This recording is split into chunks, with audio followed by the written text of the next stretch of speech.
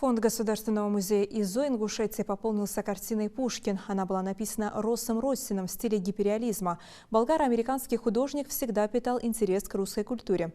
Александра Сергеевича Пушкина называют солнцем русской поэзии. В этом году исполняется 225 лет со дня рождения русского классика. Его портрет вошел в выставку из 10 портретов «Лицо России. Личный взгляд». Она прошла в 2020 году в Государственной Думе. Для нас очень значимо, что одна из уникальных работ американского художника Росса Россина пополняет теперь золотую часть фондов нашего музея, и портрет поэта Александра Сергеевича Пушкина будет пополнять наши фонды. По признанию автора, этой выставкой он попытался передать свое личное отношение к России.